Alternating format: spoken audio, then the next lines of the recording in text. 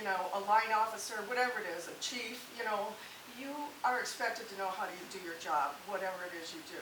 But what they expect you to learn is how to be a leader. And I saw Ashley evolve from an E4 to an E6 and be a leader. Sometimes we have to do things we don't want when we're a leader, and that means get up in the middle of the night, go take care of somebody who's suicidal, go take care of somebody who just broke up with their boyfriend. It sounds silly, but you have to keep these people operational.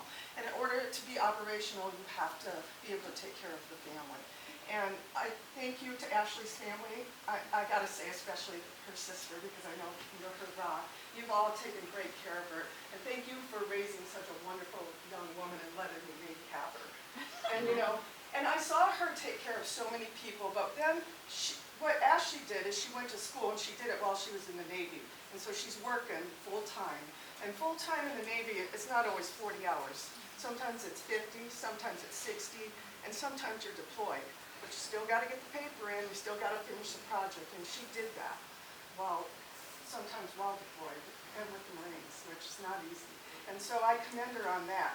But once you get your degree, you don't just get a commission. You got to put in a package.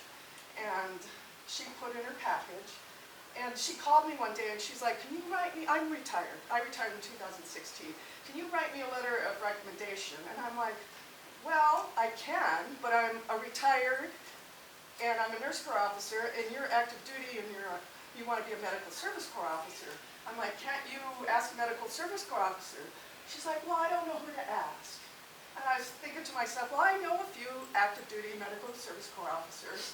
And I said, but let's start simple. Who's your CO? I'm going to die in the auditor.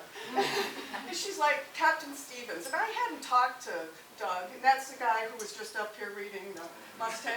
I hadn't talked to Doug in forever, and I'm like, Captain Stevens? Like Captain Doug Stevens? And he's like, he's been all over the Navy. And she's like, yeah. And I'm like, he's like the ringleader mafia of the MSA. And he's your CEO. And I said, go ahead and ask him. And she wouldn't, or I don't know. And so I found him on Facebook or whatever. We were Facebook friends, and I reached out to him. And of course, Doug got her everything she needed, but not only everything she needed, everything she deserved. And it's so funny, and my point is that Ashley takes care of everybody else. And one of the things that I said to her, I think I said it maybe, but I thought it, is you have to take care of yourself too. You know, because it's like when mom's happy, everybody's happy, right? For those of you who are married with children. So take care of yourself. You do an excellent job, and I'm proud to have served with you. And I'm proud to wear this uniform one more time. And so you deserve it, girl.